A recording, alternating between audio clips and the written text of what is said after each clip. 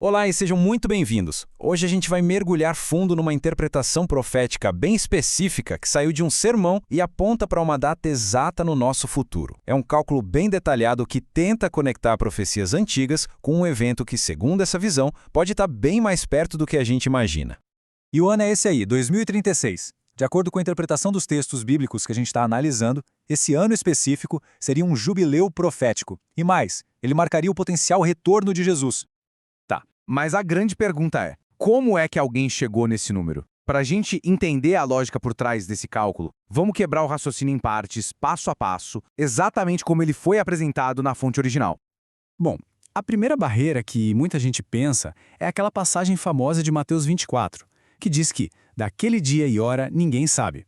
Só que o argumento apresentado nesse sermão é que o texto fala especificamente do dia e da hora, o que não impediria, em tese, que alguém soubesse o mês ou até mesmo o ano.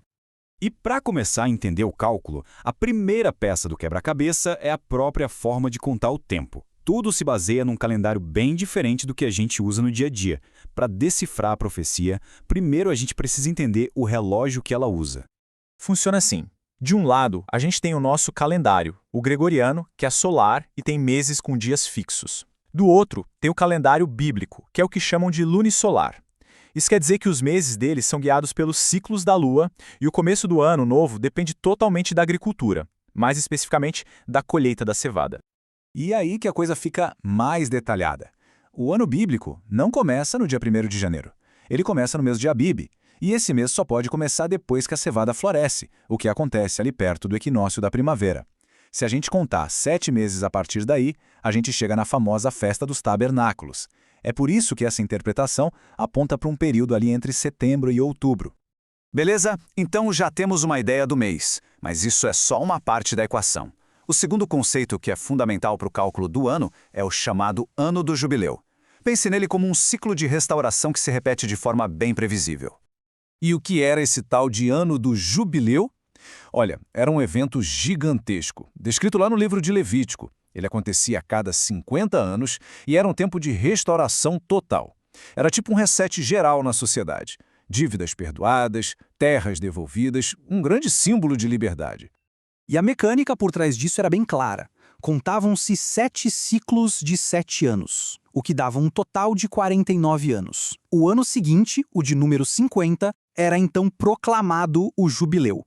E depois disso, o ciclo de 49 anos começava tudo de novo. Um padrão bem definido. Certo. Agora vamos juntar as peças. A gente já entendeu o calendário e o ciclo do jubileu. Agora vem a parte da matemática, o coração do argumento. A conta específica que foi usada para conectar uma data lá do passado com esse futuro ano de jubileu. O ponto de partida de tudo é a famosa profecia das 70 semanas, que está lá em Daniel, capítulo 9. Segundo essa interpretação, um decreto para restaurar Jerusalém em 457 a.C. dá início a uma contagem regressiva de 483 anos. E essa contagem termina exatamente no ano 27 depois de Cristo, que é identificado como o ano do batismo de Jesus. E aqui surge a pergunta de $1 milhão, né? Por que justamente o ano 27 depois de Cristo? O que torna esse ano tão especial a ponto de ser a âncora, o ponto de partida de todo o resto do cálculo? Bom, a pista principal, segundo essa interpretação, está lá em Lucas capítulo 4. Jesus lê uma passagem do profeta Isaías que fala sobre proclamar o ano aceitável do Senhor, uma frase que aqui é interpretada como uma referência direta ao jubileu. E logo depois de ler, ele diz: hoje se cumpriu esta escritura. Para quem defende esse cálculo, não há dúvida. Isso marca o ano 27 depois de Cristo como um ano de jubileu. Então, com isso em mãos, a matemática fica bem mais simples. A gente tem um ponto de partida claro, o ano 27. A gente tem um ciclo que se repete, de 49 anos.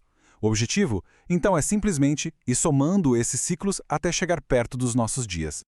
E a conta é a seguinte. Começando do ano 27, o sermão adiciona 40 ciclos completos de 49 anos, o que nos leva até o ano de 1987. Depois, basta adicionar mais um ciclo de 49 anos a partir de 1987, e o resultado final é 2036. E pronto, a conta fecha. A gente volta para o número que deu início a toda essa nossa conversa, 2036, O ano que, através desse método, é identificado como o próximo grande jubileu profético. Ok, a gente entendeu a matemática. Agora, qual é o objetivo disso tudo? Por que apresentar essa previsão? O foco agora muda do como se chegou ao número para o porquê de se falar sobre ele. Qual é a mensagem por trás disso? O sermão deixa bem claro o que ele pretende. Primeiro, ele quer criar um senso de urgência, falando sobre um período específico para o que ele chama de fim dos tempos.